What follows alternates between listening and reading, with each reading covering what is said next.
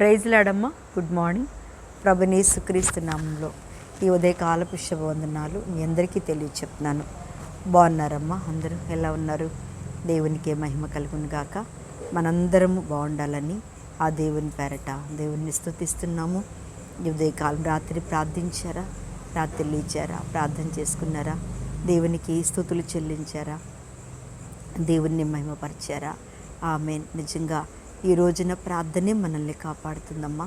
ఆ ప్రార్థనే మన జీవితాలను తారుమారు చేసి ఆ ప్రార్థన ద్వారా ప్రభు మనల్ని గొప్ప అద్భుతమైన కార్యాలను ఆయన జరిగిస్తూ ఉన్నాడు. ఆమేన్. దేవునికి స్తోత్రం కలుగునుగాక.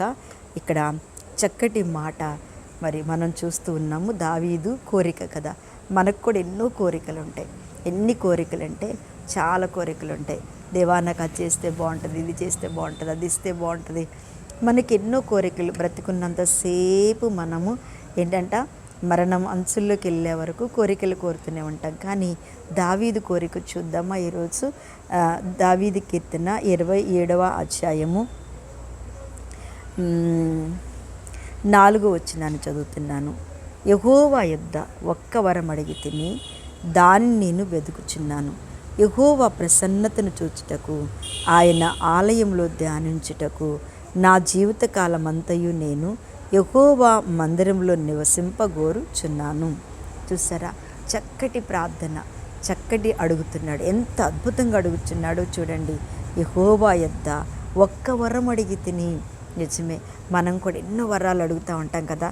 అద్భుతాలు చేసేవారం ఇవనైనా, ఆశ్చర్యకార్యాలు చేసేవారం మీనైనా. ప్రార్థన చేస్తుంటే అయ్యా అనేకుల గురించి పిలువు, మాట్లాడి ఎన్నో వరాలు. మానవులమైన మనము ఆ వరాలు అడుగుతూ ఉంటాం. మనం అడగకముందే మన దేవుడు మనకు వరాలు ఇచ్చేశాడు. అది కేవలం ఆయన కృప. వరం అంటే ఏంటమ్మా? లోకంలో నుంచి ప్రత్యేకించబడి దేవుల్లో నిలిచి ఉండటమే ఒక వరం. ఈ లోకంలో రెండో వరం ఏంటి తెలుసా? బైబిల్ అనుసారంగా మనం బైబిల్ చదువుతూ దేవుని కొరకు జీవిస్తూ బైబిల్ అనుసారంగా దేవుని యందు భయభక్తులు కలిగి ఉండటం రెండో వరం కదా. దేవునికి స్తోత్రం. దేవుని మందిరంలో దేవుని పనిలో నిలిచి ఉండటం మూడో వరం. కానీ ఆయన ఇక్కడ చక్కగా అడుగుతున్నారు. యెహోవా యొద్ద ఒక వరం అడిగి తిని దానిని నేను వెతుకుచున్నాను. ఏంటంటే యెహోవా ప్రసన్నత చూచుటకు ఆయన ఆలయములో ధ్యానించుటకు నా జీవితకాలం అంతయు నేను యెహోవా మందిరంలో నివసింపగోరుచున్నాను. నిజమే, మందిరంలో ఎవరుంటారంట? దేవుని ఆత్మ ఉంటుంది. మందిరంలో ఆలయంలో ఎవరుంటారట? దేవుని సన్నిధి ఉంటుంది. అందుకని ఆయన దేవుని ఆత్మ, దేవుని సన్నిధి, దేవుని కృప కొరకు మాత్రమే ఆయన ఎదురు చూస్తూ అంటున్నాడు. నాయనా, నీ ప్రసన్నత చూడాలంటే నేను మందిరంలో ఉండాలి. నేను ఇంకా ఏమన్నాలంట? నేను ధ్యానించాలంటే నీ మందిరంలో ఉండాలి. నా జీవితకాలం అంతా నేను మందిరంలో ఉండాలి అంటే ఖచ్చితంగా నీ మందిరంలో ప్రసన్నత ఉంది. చూడండి, చాలామంది మందిరానికి ఎగ్గొడతారు. అసలు చాలామంది మందిరాలకి రారు. కంటిన్యూగా వచ్చేవాళ్ళు చాలా తక్కువ మంది. ఎప్పుడో వీలైనప్పుడు, లెగలేదని కొంతమందో, తర్వాత చుట్టాలు వచ్చారని కొంతమందో, ఫంక్షన్కి వెళ్తున్నానని కొంతమందో. నిజమే, దేవుడి కృప ఉంటేనేగా మనం ఫంక్షన్కి వెళ్ళేది.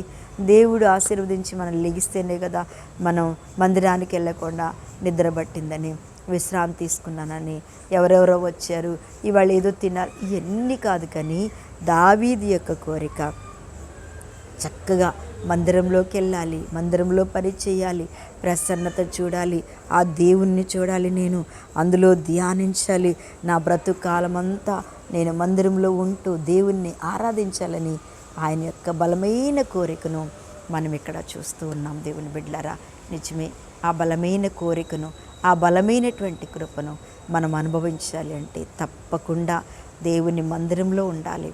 దేవుని మందిర ప్రసన్నతను అనుభవించాలి. అది ఎప్పుడు అనుభవిస్తాం? దేవుని మందిరానికి వెళ్ళినప్పుడు కదా. ఉపవాస ప్రార్థన. దేవుడి మందిరం ఒక పూట కాదు, ఎప్పటికీ దేవుని మందిరంలో ప్రసన్నత ఉంటుంది. మనం మోకరించినప్పుడు, మనం ప్రార్థించినప్పుడు, మనం స్తుతించగానే దేవుని ప్రసన్నత అక్కడికి ఖచ్చితంగా దిగి వస్తుంది. అలాగే మన జీవితాల్లో కూడా దేవుని బిడ్డలారా అన్నిటికంటే ఎక్కువగా మందిరంను ప్రేమించటం వల్ల నేను వర్ధిల్లుతున్నాను అంటున్నాడు.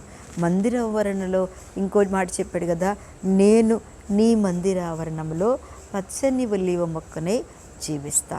నిజమే, దేవుని మందిరంలో ఉన్న ప్రతి ఒక్కరు దీవెనకరంగా ఉంటారు.